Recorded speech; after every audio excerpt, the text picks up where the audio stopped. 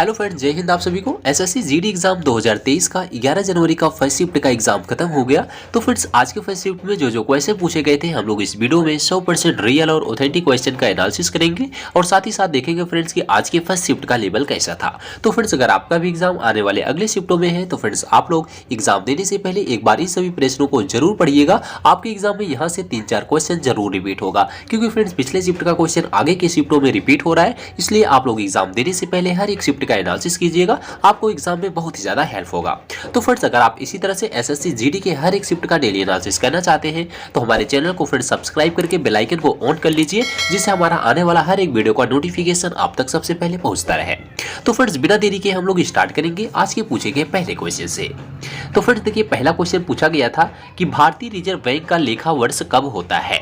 तो फ्रेंड्स, अगर बात करें आरबीआई के लेखा वर्ष की तो भारतीय रिजर्व बैंक का लेखा वर्ष जो है वो जुलाई और जून है। तो जुलाई से जून तक इसका लेखा वर्ष होता है। 1 अप्रैल 1935 को अपनी स्थापना होने के बाद आरबीआई ने 11 मार्च 1940 को अपना लेखा वर्ष जो है जनवरी से दिसंबर से बदल करके जुलाई जून कर दिया है। तो पहले इसका लेखा वर्ष क्या था, तो जनवरी से दिसंबर इसका लेखा वर्ष था, लेकिन इसका जो है स्थापना होने के बाद इसका लेखा वर्ष बदल गया।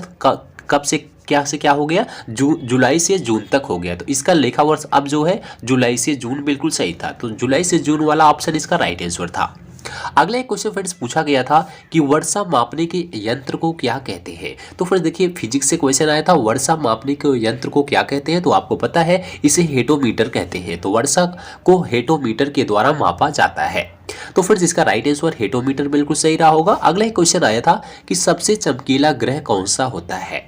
तो फ्रेंड्स अगर बात करें सबसे चमकीले ग्रह की तो शुक्र जो है सबसे चमकीला ग्रह होता है। शुक्र हमारे सौरमंडल का सबसे गर्म ग्रह भी है। यह सौरमंडल का सबसे चमकीला ग्रह होता है। तो शुक्र फ्रेंड्स इसका राइट आंसर था।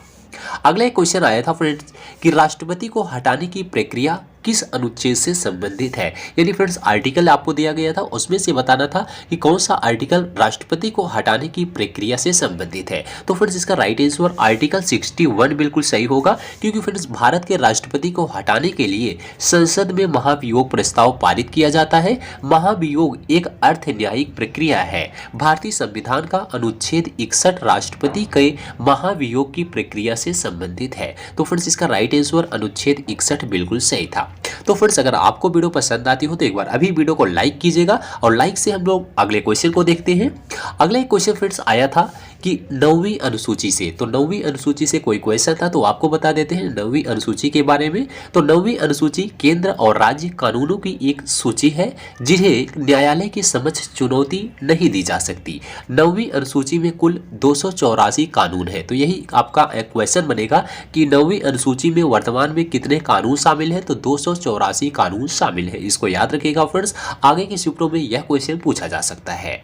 अगला एक क्वेश्चन फ्रेंड्स आया था आईपीएल खेल से कि आईपीएल 2020 कहाँ खेला गया था। यानी फ्रेंड्स जो आईपीएल कोविड-19 के दौरान खेला गया था आईपीएल मैच, उसका आयोजन कहाँ हुआ था। तो आपको बता दें फ्रेंड्स आईपीएल 2020 जो खेला गया था वो 2020 इंडियन प्रीमियर लीग फाइनल जो है 10 नवंबर 2020 को दुबई अंतर्राष्ट्रीय क्रिकेट स्टेडियम दुबई में मुंबई इंडियंस और दिल्ली कैपिटल्स के बीच खेला गया था। तो आईपीएल 2020 का जो है फाइनल मैच कहाँ खेला गया था, तो दुबई अंतर्राष्ट्रीय स्टेडियम मैच में दुबई में खेला गया था। यह मैच किसके बीच खेला गया था, मुंबई इंडियंस और दिल्ली कैपिटल्स के बीच खेला गया था। तो फ्रेंड्स इसको भी याद रखिएगा, उसमें कौन कौन सी टीम के बीच यह मैच खेला गया, तो मुंबई इंडियंस और दिल्ली कैपिटल्स के बीच यह मैच खेला गया था।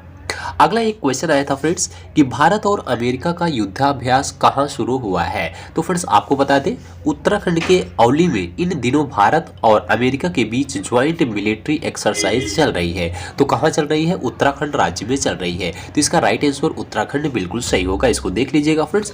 अगला एक क्वेश्चन आया था कि मिजोरम की राजधानी क्या है। यानी फ्रेंड्स मिजोरम की राजधानी पूछा गया था। तो मिजोरम की राजधानी आइजोल है, आपको पता है।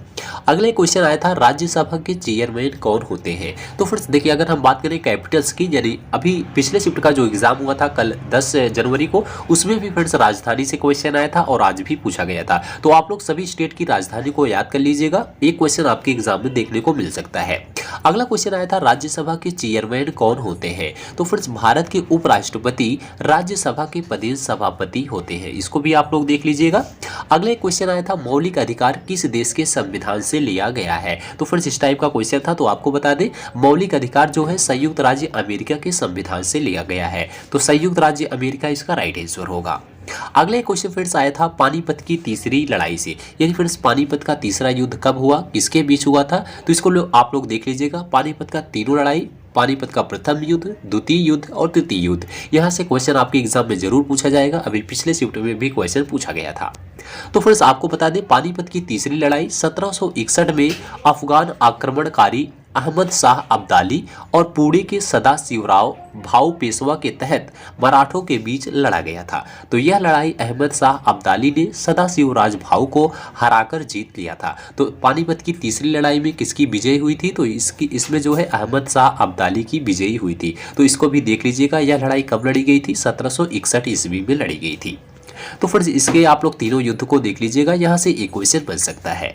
अगला एक क्वेश्चन पूछा गया था मेघालय के वर्तमान राज्यपाल कौन है? तो मेघालय के अगर वर्तमान राज्यपाल की बात करें तो गोवा के राज्यपाल सत्यपाल मलिक को मेघालय का राज्यपाल बनाया गया है। तो फ्रेंड्स यहाँ से एक क्वेश्चन आया था, इसको देख लीजिएगा। अगर बात करें केमिस्ट्री की, तो केमिस्ट्री में एक आपका केमिकल फार्मूला पूछा गया था कि कैल्शियम कार्बोनेट। तो कैल्शियम कार्बोनेट का आपको केमिकल फार्मूला बताना था। तो आपको बता दें फ्रेंड्स कैल्शियम कार्बोनेट एक अकार्बनिक यौगिक है जिसका रासायनिक सूत्र CaCO3 होता है। तो CaCO3 किसका रासायनिक सूत्र है? कैल्शियम कार्बोनेट का रासायनिक सूत्र है। तो इसका राइट आंसर CaCO3 बिल्कुल सही था।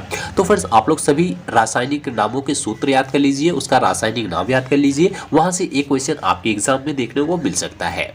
अगले क्वेश्चन फ्रेंड्स आया था काजीरंगा राष्ट्रीय उद्यान कहाँ स्थित है? तो फ्रेंड्स आपको पता है राष्ट्रीय उद्यान से क्वेश्चन पूछा जा रहा है। अभी पिछले शिफ्ट में भी क्वेश्चन पूछा गया था, इसमें कहा गया था कि काजीरंगा राष्ट्रीय उद्यान कहाँ स्थित है? तो आपको पता है यह असम राज्य में स्थित है। तो काजीरंगा राष्ट्रीय उद्यान भारत के असम राज्य में स्थित है। तो पूछा जाएगा यह किसके लिए प्रसिद्ध है? तो आपको पता है एक सींग वाले गैंडों के लिए यह राष्ट्रीय उद्यान प्रसिद्ध है। अगले क्वेश्चन फ्रेंड्स आया था कि भारत की सबसे कम सीमा किस देश से लगती है? तो फ्रेंड्स आपको पता है भारत की जो सबसे कम सीमा होती है वो अफगानिस्तान की है। यानी फ्रेंड्स भारत की जितने भी देशों से भारत की सीमा लगती है उसमें सबसे कम जो है, सबसे छोटी सीमा जो है वो अफगानिस्तान की है। 106 किलोमीटर सिर्फ इसकी सीमा लगती है। तो सबसे कम सीमा अफगानिस्तान की लगती है। तो अफगानिस्तान इसका राइट आंसर था। अगला एक क्वेश्चन आया था आर्टिकल 14 से अनुच्छेद 14 किससे संबंधित है? तो आपको बता दें विधि के समक्ष समता एवं विधियों के समान संरक्षण का उपबंध कराया गया है। तो यह जो है इसमें वर्णित है। तो अनुच्छेद 14 को भी आप लोग देख लीजिएगा, यहाँ से क्वेश्चन पूछा जा रहा है। आगे के शिफ्टों में भी क्वेश्चन पूछा जा सकता है। फ्रेंड्स ये सभी क्वेश्चन जीके के थे। अब हम बात करते हैं हिंदी के कौन कौन से क्वेश्चन आज पर्यायवाची के पूछे गए थे और विलोम शब्द के पूछे गए थे। तो फिर देखिए पर्यायवाची की बात करें तो गंगा का पर्यायवाची एक पूछा गया था। तो गंगा का पर्यायवाची आपको पता है, गंगा का पर्यायवाची होता है भागीरथी, सुरसरिता, विष्णुपदी, विष्णुपंगा, देव नदी। तो इनके आप लोग पर्यायवाची को देख लीजिएगा, इनका विलोम शब्द देख लीजिएगा। आगे की शिफ्टों में यहाँ से क्वेश्चन पूछा जा सकता है। अगला एक क्वेश्चन पक्षी का पर्यायवाची पूछा गया था। तो पक्षी का पर्यायवाची आप लोग देख लीजिएगा, इसका पर्यायवाची होता है परिंदा, पंछी, द्विज, खग, चिड़िया, अंडज, बिहग एवं विहंग।